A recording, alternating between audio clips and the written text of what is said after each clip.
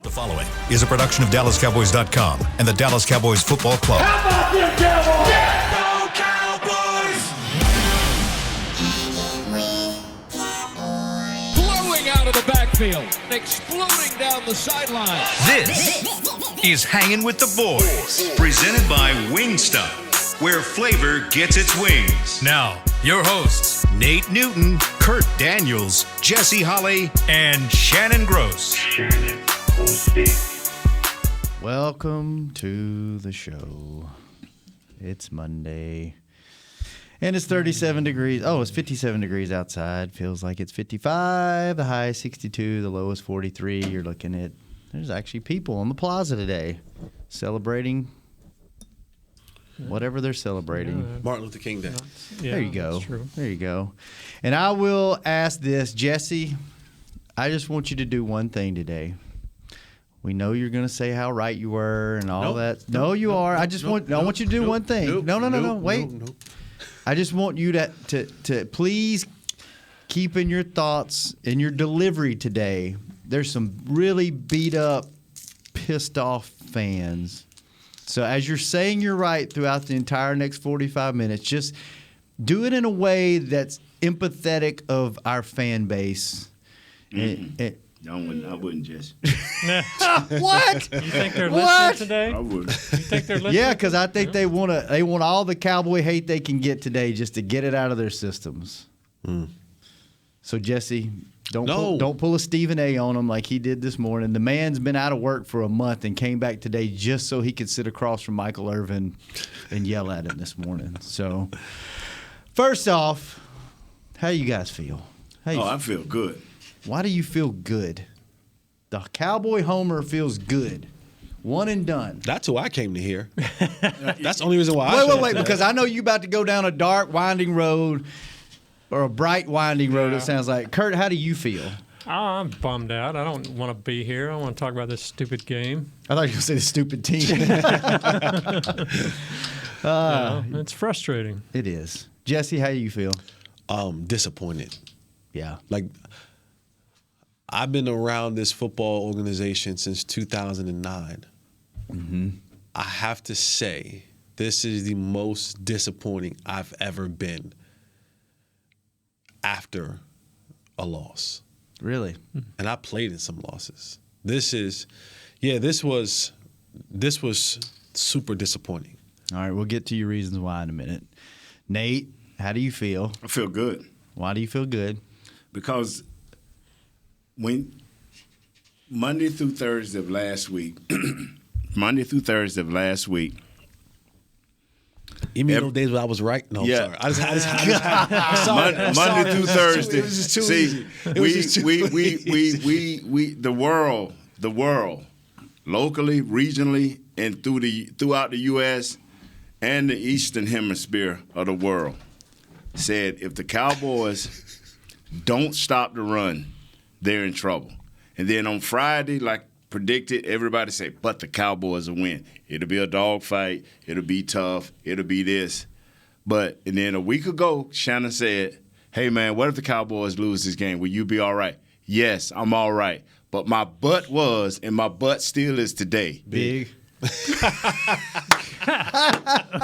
Okay, so it's like that. And you laugh, Hey, Kurt. that was good. Wow. It was in unison. What you used to say in school? You owe me a soda? You said Pepsi, yeah. But Big. Very big. my question is, before I get disappointed, if Quinn leave, then I will be disappointed. Well, your mom will get disappointed. If he stays, He's gone. Wow, you gonna okay? Anyway, just like gang up on Nate. His disciple.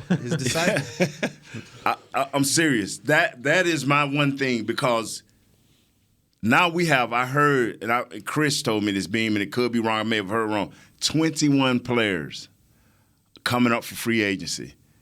The job that's before us. Wait a minute. You just said Chris Beam told me you just discounted his football knowledge. I said I may be wrong because he may not have said I thought 21. You said he 21 players are coming up free agency, and I can guess most of them on defense. Yeah. So I gotta we have to build on what I thought this team was, and it's just a good team.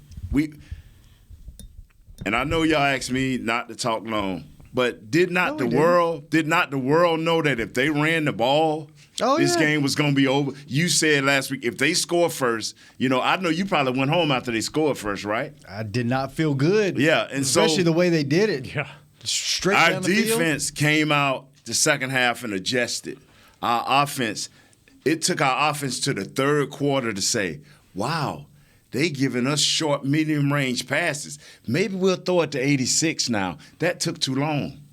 They gave you that, if I'm wrong, Jesse, they gave you that the whole game. But you knew that coming in. Yeah. And so that wasn't an adjustment for them defensively. I'm saying to myself, what was missing here was our offense from the beginning to end, right up until the slide.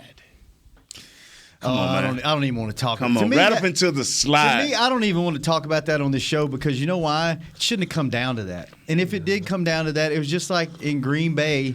There's no guarantee in Green Bay with Dez no catch that you were going to stop Aaron Rodgers. Like, what makes you think a 23-yard pass to the end zone on the last play of the game is going to win you the game? Like, to me, it's a non-fact. Don't let it get to that point. Like, and one of the things we said on this show, Nate, your big deal was you got to stop the penalties, right? That was your big thing. Jesse, what was your one big thing all week? Center interior and left guard. Yeah. Yep. And then your big thing was our other big thing on the show, Kurt. What was your big thing? I don't even remember. Exactly. That's why we were talking to you the rest of the show. You already checked out. You don't even want to be here. You already said that. But I'm here just because I like the hanging run. with you guys. Stop the run. Stop the run. And get a quick. Don't let them get up on you. Get a quick start. What do? Coin flip, defer. What the hell was that all about? Like, I'm not totally against that. I am. If you home, if you know you got a bully. And if you know you got a bully, guess what you got to do? You're going to lose the fight unless you hit him in the mouth. And hit him in the mouth first. No. So you're going to wait for him to hit you. Nah, Kurt's definitely going to tell. Kurt, you're going to wait for the bully to hit you. Kurt's going to tell. He's going to tell a teacher. Before he gets Kurt's hit. definitely going to tell the principal. No, I mean, I think that, well, first of all, you can have that same bully mentality on defense. If they'd come down and shut them out 3 and out, then you're rolling. It's a good start. Plus, a lot of people would tell you, to get that ball the second. They had it actually lined up the way they wanted. They had the ball late in the second quarter. I think they had the ball on the San Francisco 39-yard line, all 3 timeouts, a minute and a half left. They were in position to score there. They come right back out. They had the ball coming out of the third quarter. It all lined up for them like they wanted to, and they did nothing. Did a penalty? Yeah. Yeah, I mean, they shot themselves in the foot again. Penalties killed them, man. They shot themselves in the foot. Emptied the clip. Yeah. Reloaded. And so we should have left Tony Pollard. We should have just let him healed up for next year, right? And not only did penalties kill you, the 49ers gave you one on a silver platter with the roughing the punter thing, and it was like, here you go score. And it's like, that was that first possession of the third quarter. They had a chance. And that's another thing that's frustrating is the Niners, they didn't do anything we didn't expect them to do. Right. On the positive end, and they didn't do anything we didn't expect on the negative end. We knew that Jimmy G was going to give us an opportunity. Yeah. And they tried to give us the game multiple times. Multiple times they were like, you know what? Here, you guys have another possession. Yeah. Here, let's throw an interception when I should just throw it. Like, literally, I could just throw it out of bounds and live to see another day. Nope, I'm going to try to force a pass in there, overthrow the receiver, interception Anthony Brown. I mean, there were countless times throughout this game where you could have had the game won. Mm-hmm. So talking about that last play is not even worth talking about because I don't even want to talk about it on the show. Oh my God! But what was disappointing about this game the most to me is here's another opportunity where you get a chance to step up to the plate. And you talked all the talk and white it out. Don't sell your tickets. Come and be loud. And you gave them nothing to be loud about. come out flat like that. Like, how do you come out Yeah. flat in a playoff game at home? And it was loud. That was a great crowd. Like, how do you like what else is going on in your mental that you come out flat? Yeah, that makes no sense. Like, and I'm with you on the. If I know this team is a physical football team, we're at home, I want to get that crowd behind me. I take the ball like you've done earlier in the years, like multiple times earlier in the year, and I come out punching first. I come out setting the tone. But for you to defer and then let them, you pulled your skirt up early in this game, and they just handed it to you over and over and over and over. It was, I mean, there is, I don't know. Yeah. Heck, they played the whole second half without their best defensive player. Played And- most of the fourth quarter without their second best defensive And player. picked up 4 more sacks. And picked up 4 more sacks after Nick Bosa went out. Think about that. That was a big thing that stood out to me is like their best player on defense went out and Nothing changed. no. We got I heard multiple guys repeat it. Jesse, other guys on other shows. Their secondary can be had. Boy, looked like an all-pro scene to me yesterday. Like, I'm a backup, and I'll give you a first down. As long as you're not cross-eye 50, I will back up and give you a first down, and I still refuse to throw the ball. My offensive line is crushing, getting killed, and I still refuse to run the ball as a quarterback. You see it coming, and you just stand there and you take it. Nah, man. Nah. The defense played good enough. Our offense, even against other teams, have been able to score 30 points. I wonder, can our offense go up another level? You heard me say this on our other show. I knew our defense can somehow, somewhere find a way to go up a level. Our offense, starting with the offensive coordinator, and we might as well put the head coach in there, did not go the other level. You should have been able to go to 28 points. You should have been able to go there. That's not right. Amari Cooper, we didn't throw him the ball early in the first series. We didn't get to him until about the second or third series. And then at the end of the game, you throw a Hail Mary, and it's number 1? And not to Amari Cooper? And our guy? Or at least CD, somebody that's good at getting 50-50 balls. Man, that was not – I'm saying to myself, this was wrong on all levels. This was wrong. You can look at the stats all year long, but you it's one thing that tells you can you play big boy ball is when you line up against the big boys, do you have any victories?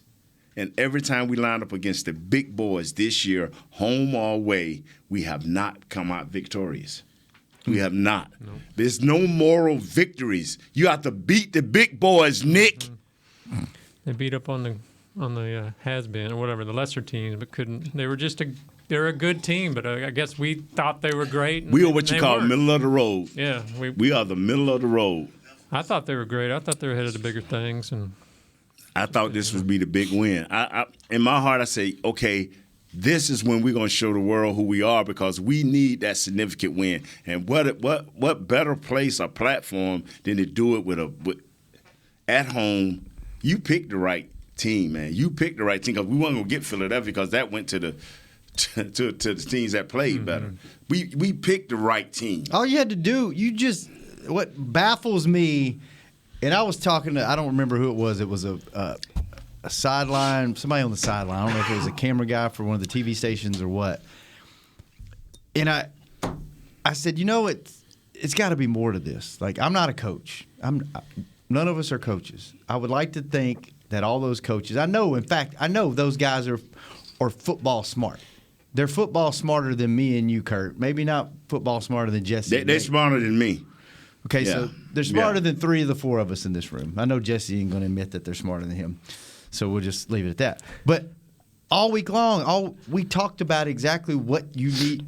If you could have stopped the running game, which, okay, maybe that's a physical thing and you just cannot stop you didn't have the talent to do it. Oh, so Putting on pads on Thursday didn't help that? Oh, okay. My fault. But you know, like you know who's getting the ball. We said number 19 is going to get the ball. You're going to get the ball in his hands. Yeah, he has 73 yards rushing. You knew he was going to get it. Yeah, and look what their quarterback did. Nothing. He did nothing. They're one-dimensional, and like you couldn't take that one dimension away. The thing is, I don't get it. Jimmy did exactly what Kyle wanted Jimmy to do. 25 attempts. They don't want him throwing the ball over more than 25 times. They want to keep him around 20 to 23 times. 27, 37. They had 37 rushes. So that's the game that they always want to play. Kyle Shanahan said it. He said if we can rush the ball 30 times a game, I like our chances of winning that game. They don't want Jimmy Garoppolo, while the numbers may not look staggering, is perfect for what their system calls for him to do. Right? They're not calling for him to do what Patrick Mahomes did. Remind you of the Ravens teams with Flacco. Yeah. Like, here's what we need you to do, and we'll take care of the rest with defense. Get the ball in the playmaker's hands. But we're gonna run out clock. We're gonna limit their possessions. Coming into game, we talked about that, right? We want to be up tempo, 65, 70, 75 snaps a game. They want to be around 50, 55 snaps a game. Well, when you look at it, what do they have? 37 rushes, 25 passes, right? They're in the wheelhouse of where they want to be in, right? Everything that they did, they might want to take away the interception, but I think Kyle Shanahan kind of knows Jimmy going to give one up. He going to give one up, so we live with that one interception. But everything that they wanted to do, they got done. They converted on third downs. They made the necessary plays. They were the number one team in the red zone. When they got in the red zone, what did they do? They converted it into touchdowns. I mean, they did everything that we knew they were going to do, what they wanted to do, and they executed it. They executed it. Oh, and they lost two of their best players. I think that's the thing I think that's why I get so upset or frustrated, is because, like, I love these coaches. I love the coaching staff. I love the coaches. And I know there's reasons why certain things don't happen, and we're all armchair coaches. And I think that's the difference between being a fan and working here and being on the show is, like, you're an armchair quarterback when you're at home and you're a fan. You're an armchair coach when you're here, because I think there's another layer to it. I know there's reasons. I just don't understand. Like, how come you can't get the offense going? Is it the play calling? Is it the O-line play? Is it the quarterback play? Like, is it a combination of all of it? You know, that's the big thing with me is, like, I think these coaches did a good job this season. And like Michael Irvin said on, I think it was Good Morning Football or whatever, he was like, Stephen A. was trying to get him to, like, what happened? Give me the reason. And he said, look, at the end of the day, the players play. Coaches can do all they want, but the players go out there and play. And he said every time before him and Mike would walk out on the field, him and Emmett would walk out on the field, they were like, this is in our hands. We go play the game. So, in the first half of that game, the Niners held the ball almost 2-1. Yes, they did. They held the ball for almost 20 minutes. You texted us in the second quarter, maybe, and what was it? They'd had it 16 minutes. 16 minutes. They had 16 minutes. They had, at one point in time of the game, they had more first downs, 9, than the Cowboys have run offensive plays, 8. Like, this game was won for the Niners and lost for the Cowboys in the first half. The first quarter. Yeah. Like, First quarter. everything that we and I know we got to go to break, but everything we talked about throughout the week about can you withstand the body blows? They came out and delivered on cue. Everything. They had 4 plays. They had 4 consecutive running plays, not passing plays. They had 4 consecutive running plays of 10-plus yards. Yeah. 4 consecutive. 40-plus yards in rushing consecutively. Yeah. If that ain't a man check, chin check, I don't know what is. That's literally saying you can't do nothing with us. And I told you about this team. You talk about what is our identity? What is our identity? What are we going to be built behind? Go back and watch the film. While I think Micah Parsons had a great game, there were times in that game Micah Parsons was blocked by a receiver. By Brandon Ayuk. But they're committed. They're saying, here's how we're going to win a football game. Ayuk, you got to go in there and just block. They said, hey, George Kittle, guess what? This ain't your game, homie.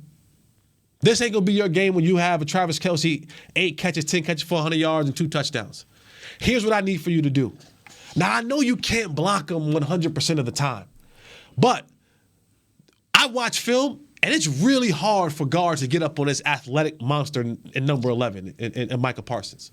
So what I'm going to do is I'm going to need you just to bother him. Stay in front. I need athleticism on athleticism. George Kittle, while he's turned into a really good pass catcher, he comes from the school of blocking at Iowa. Mm-hmm. They employed him in saying, hey, just get in front of him. And what did I say? 55, you're going to have to come up big. And he played one of the best games of his career. Because they were throwing all types of different blocking schemes at Micah, saying, if we're going to get to the next level, it's going to have to be someone has to block 11.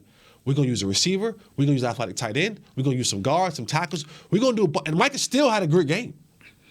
But it was in certain moments where he just couldn't get there because he was being bothered or blocked or had to run around something, and they picked up 5, 6, 7 yards before he got there. And see, hang on, let's go to break. Hold that thought. Great, Jesse. That was great. Hold that thought. We'll be right back great, bro. with Nate's thoughts. That was great, Jesse. On Hanging with the Boys.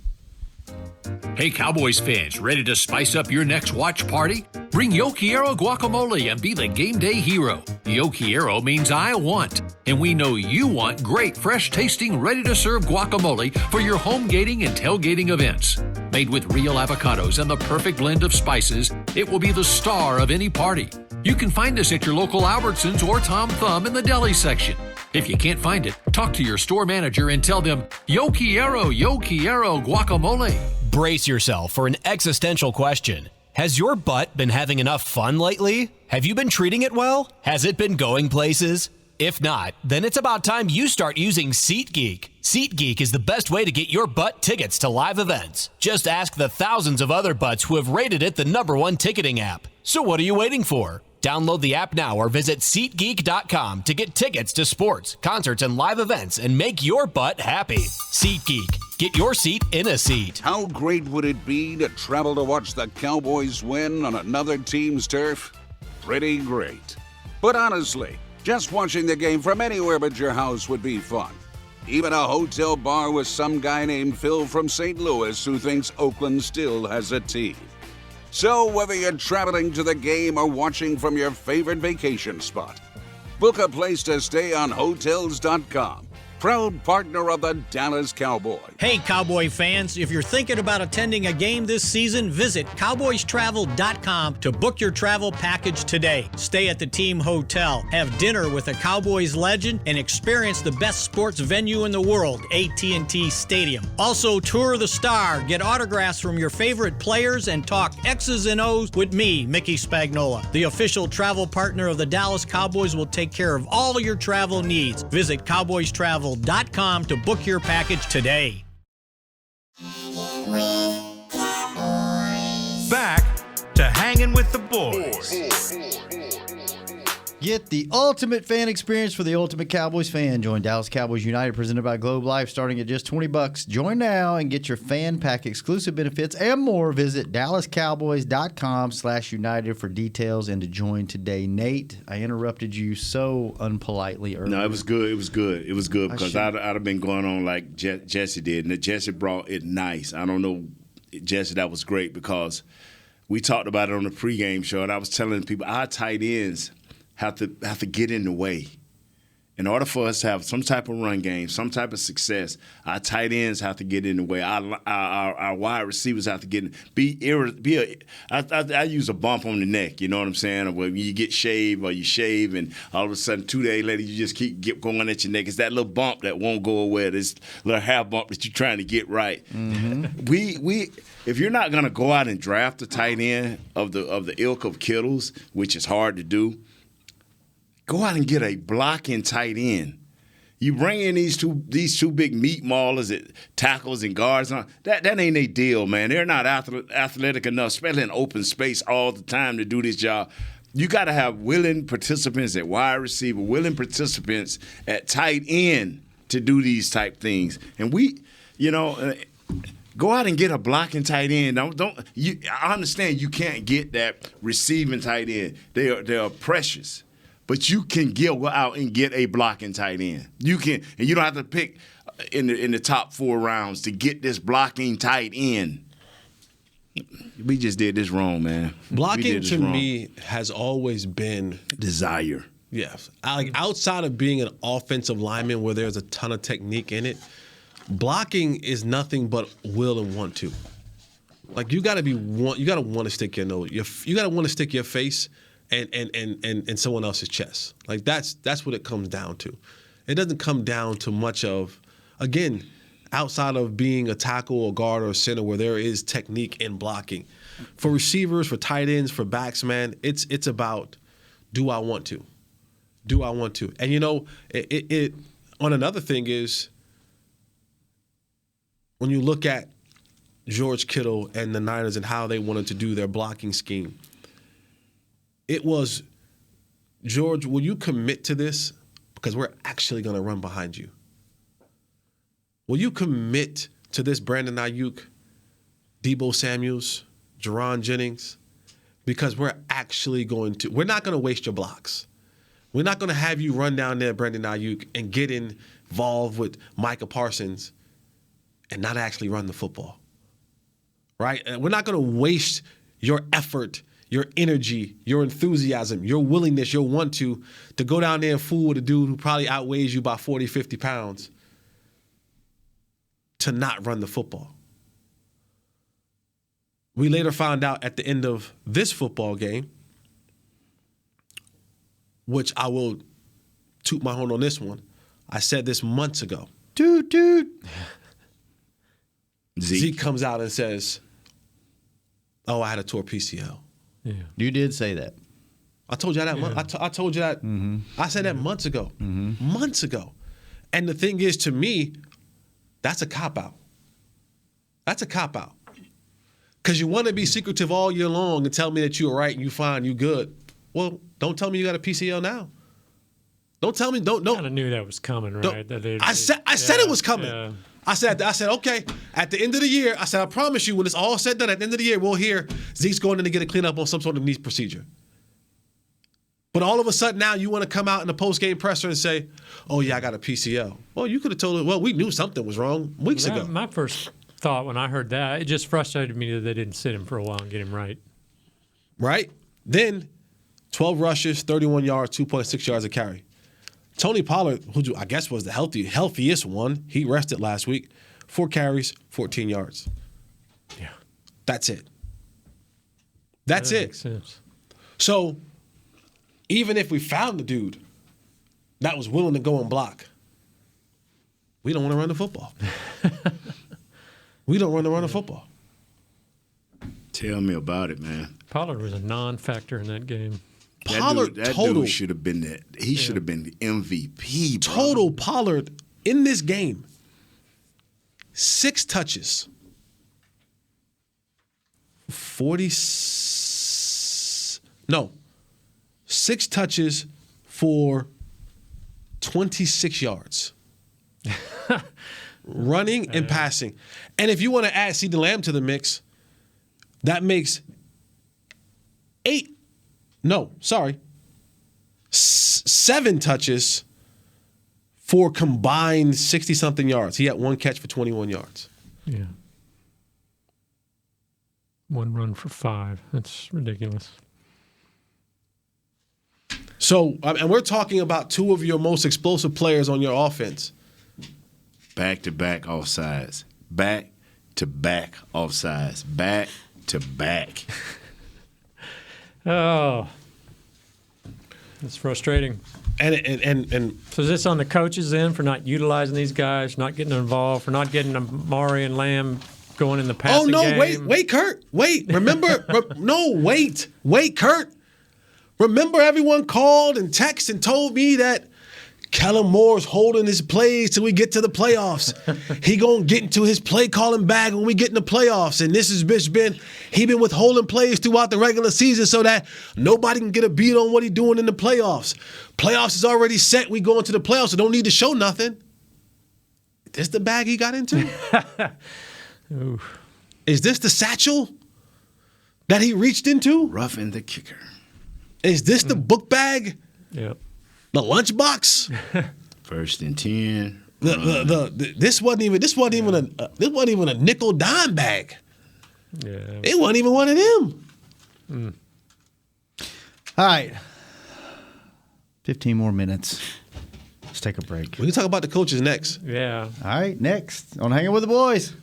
Brace yourself for an existential question. Has your butt been having enough fun lately? Have you been treating it well? Has it been going places? If not, then it's about time you start using SeatGeek. SeatGeek is the best way to get your butt tickets to live events. Just ask the thousands of other butts who have rated it the #1 ticketing app. So what are you waiting for? Download the app now or visit SeatGeek.com to get tickets to sports, concerts, and live events and make your butt happy. SeatGeek. Get your seat in a seat. It's game day. You know what that means. First, kebab prep. Steak, pepper, onion, steak, pepper, onion. Next, a counterclockwise lap around the room. Now the lucky grease-stained jersey goes on. And lastly, the dance. You know the one. This is a game day ritual no matter where you are. Whether you're traveling to the game or watching from your favorite vacation spot, book a place to stay on Hotels.com and keep the tradition alive and well. Hotels.com, proud partner of the Dallas Cowboys. At AT&T, everyone, new and existing customers, get our best deals on every smartphone. Why? Because you deserve it. We're turning your living room into your office and your gym. We're teaching Grandma how to video call and teaching her again. It's the button on your left, Nana.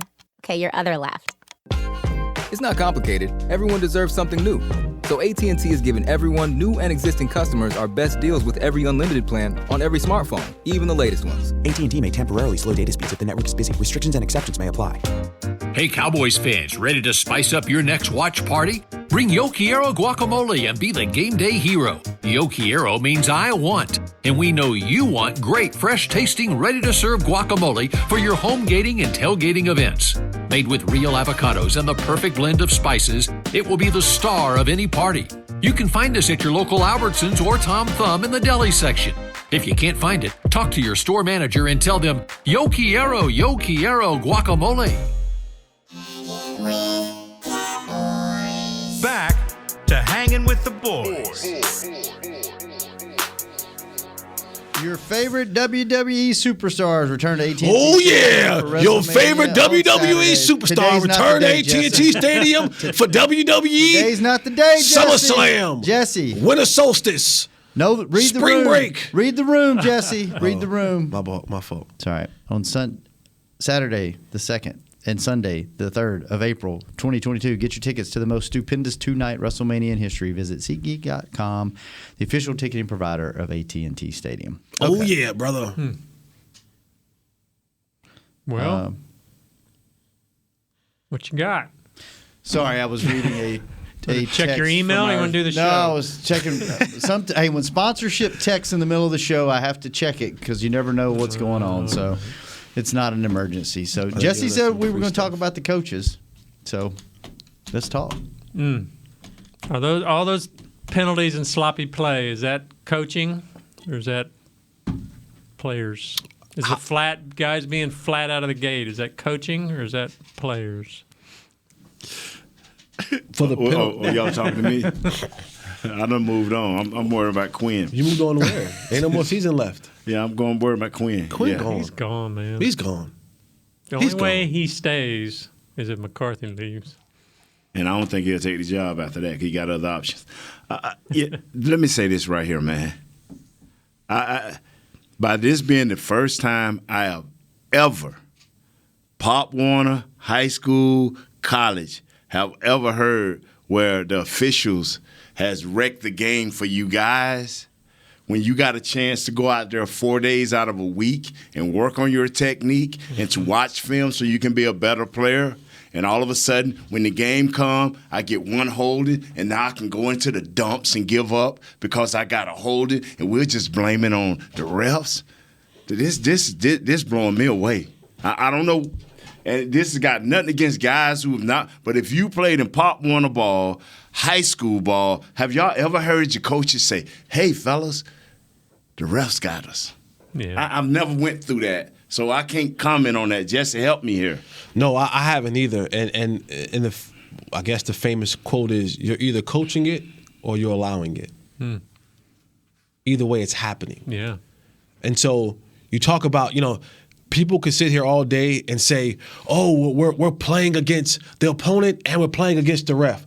No, you're playing against the opponent and you're playing against yourself. Yeah. Because when you're this penalized, and that's the biggest thing. It's like, you think in every game the ref was picking on y'all? Like, you think that the collective ref group, the brotherhood, the referee brotherhood got together and say, when we play Dallas, man, we're going to call a bunch of penalties. No. You were consistently bad at it all year long. And you got consistently called on it all year long. Are the referees right all the time? Absolutely not.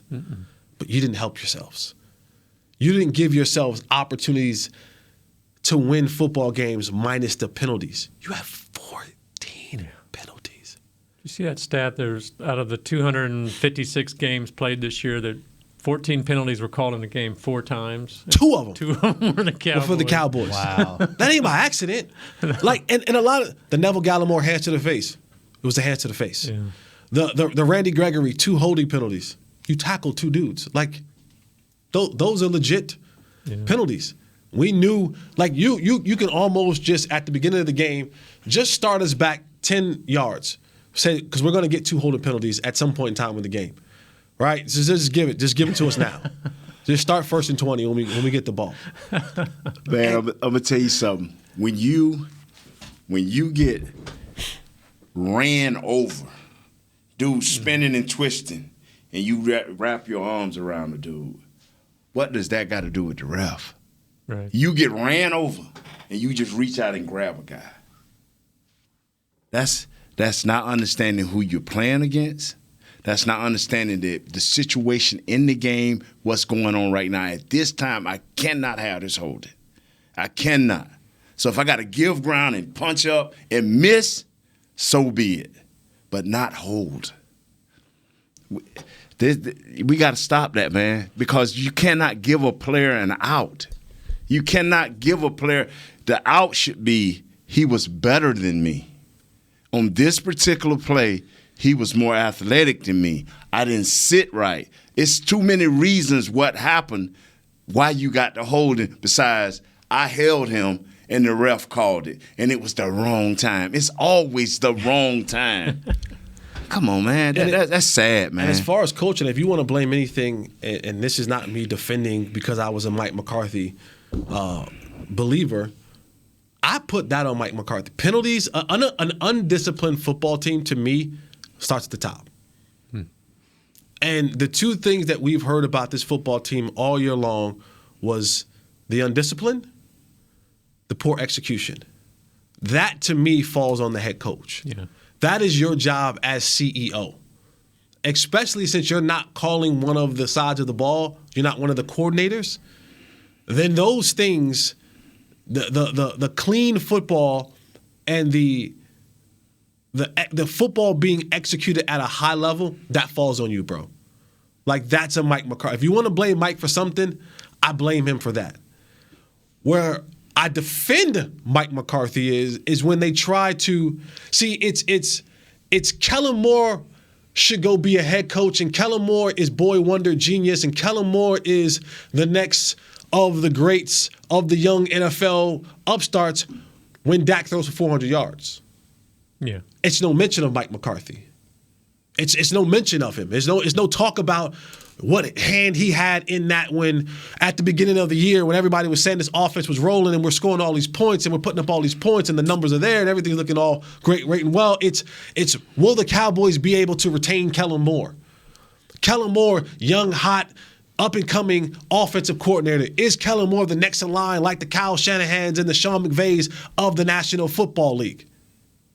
Oh, but when it don't go so well, you want to throw Mike McCarthy's name in there. Now, you can't have it both ways. Right. Either Mike is in it and a part of it when it's going really good, or he's not in it when offensively it goes really bad. And so when you start saying, well, Mike, like,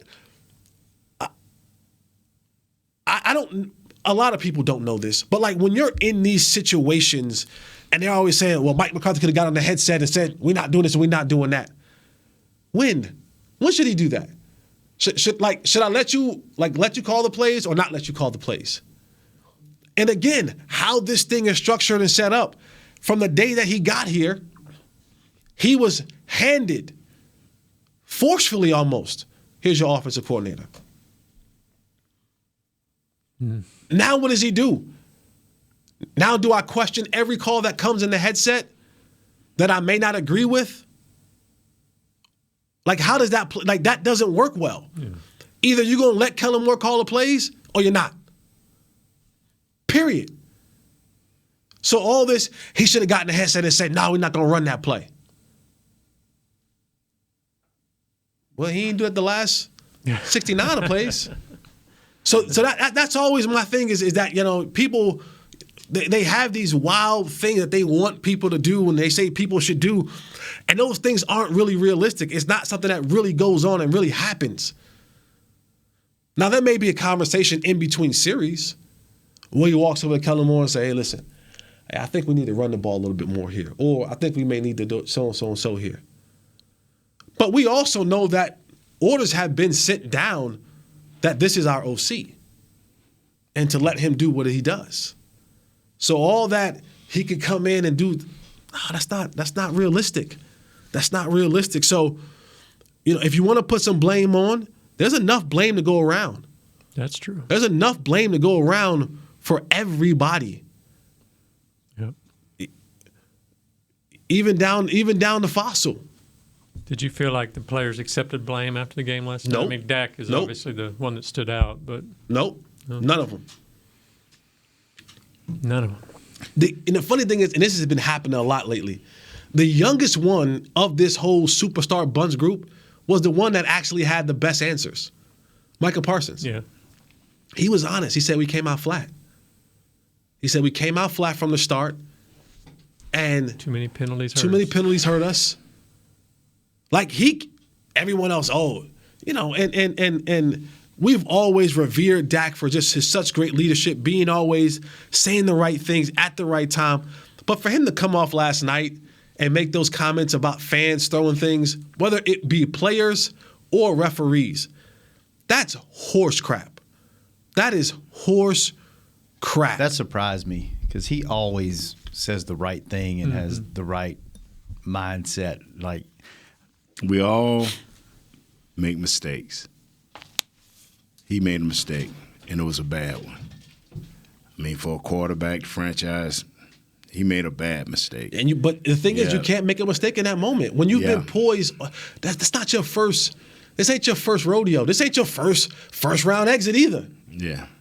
So you've been in that situation before. Yeah. You've been in some tough games where things may not have gone your way. But to come in there and to make those comments, that was that wasn't right. That wasn't right. That was so unlike him, and it was done in such poor taste. It was done in such poor taste. But yeah, you know, defensively, if this team wasn't ready, this football team wasn't ready defensively. Well, you know what? The game was a microcosm of the season. Like, this is the way the season should have ended. I mean, I hate to say that as a Cowboy fan and an employee and wanting to keep this thing going, but this is exactly how the whole season went. Like, every game you knew what was going to happen. You knew basically what you had to do to stop them in the games that they lost. They weren't able to do it. When the S hit the fan, you looked disorganized at times and looked like you didn't, like that last play, looked like you didn't really know what was going on. Like there were a couple of guys that, and it's just, there's been a lot of, and I'm sure it's with every team. I'm sure everybody that's lost a game yesterday or the last game of the season, they talk about these same things. Team. Yeah, a one-dimensional team should never be able to beat you unless you are a one-dimensional team. Yeah, they made them one. Yeah, and this is the thing. You have let a great window fall on you as offensive line. You've let a great window fall on you. And defense. Your quarterback. A whole team. Yeah. This window is closed, fellas. Yeah. And so if you don't go out and find, since y'all say the defensive coordinator is gone, if you don't go out and find the right defensive coordinator that can put these pieces together, because you are playing jigsaw puzzle every year with your defense. Your money isn't there. Your money's on offense. So you playing a jigsaw puzzle. You have to have the right coordinator. You can't have a subtle guy who say, I'm just going to run this defense and this is who we are. No. You don't have those type players anymore. You have multi-talented players that can do several things. You have to find that offensive coordinator with that innovative mind to do these things. Because if you go and say, I don't think Michael Parsons is just a Mike backer. You can't go out and say, well, I'm going to get me a 3-4 coach and Mike No, this kid do too much. So the defensive coordinator is always going to be the key here. It's always going to be the glue. I don't care how great our defense is, though, fellas. I've come to the conclusion. I know you've already been there 3 years ago. Brother, you got to score. And you got to score 28 or more points. And the closer you get to the playoffs, the more points you need.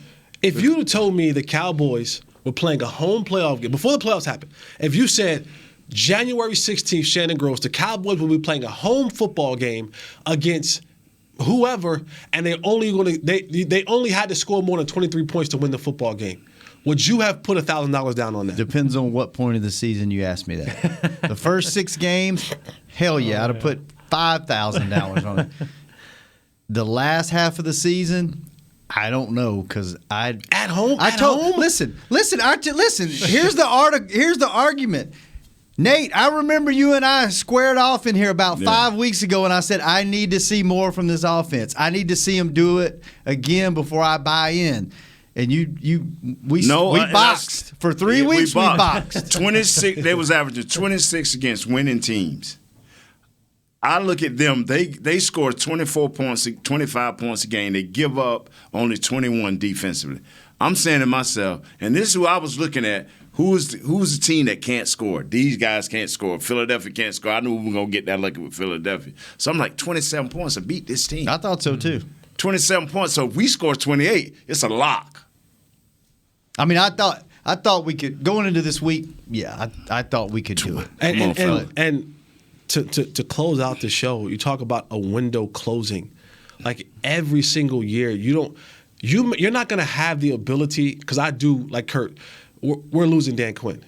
So to find someone else to replicate what he did is going to be difficult. Thank you. By the way, there's a bunch of dudes who hit this year. KZ was a hit. Curse was a hit. Kaz was a hit. What's their Hooker was contracts? a hit. Those guys are all one-year deals. That's what I'm trying to tell you. We have a bunch of guys who they may go wherever Dan Quinn goes next. Right. They may go there, and so now you have to find another guy to get in there and hit. Like we had everything going in our favor, and now next year all these guys get a year older, and there's a bunch of other teams in this league who are coming. The Chargers are coming. The Bengals are coming. I mean, there's a ton of football team that will be retooling. Aaron Rodgers may be on the move next year. He may end up in San Francisco. He may end up back in Green Bay. He may end up in New Orleans. You don't even know. But a lot of these guys are coming, and when you miss the window, we don't have a young window that we're building up to. Thank you, man. Our window is pretty much getting older now. All those guys are getting older. Tyron, another year older. Zach, another year older. We don't know what that. And then all of a sudden, you put yourself in that situation again where you could be one play away from a guy getting injured again next year, and now your season is shot for the year. So having these opportunities and coming up short, wetting the bed like the Cowboys did, it is so disappointing, man. And man, it's this team was put together well this year. Mm-hmm. It really was, and they had all the components to win this thing.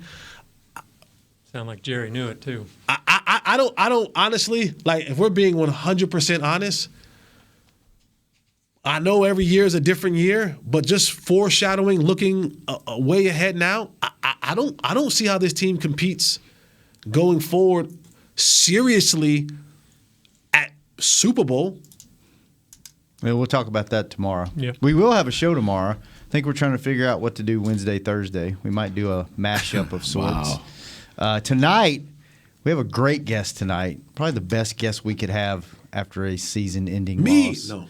Will McClay will be on the show with me and Brad Sham tonight, so that'll be fun. And then before we go, I got to give a special shout-out. We lost a couple of good folks over the last week. Dan Devins, that used to be a part of the cheerleaders. You mean lost, like they left? No, they passed away. They passed away. Yeah. Dan Devins used to be part of the cheerleader organization for 30 years probably. Headed up all of our USO tours, was a huge proponent of the military, was around forever. He passed away earlier this week, I believe. And then Jesse Gonzalez, that worked out at our Cowboys Pro Shop.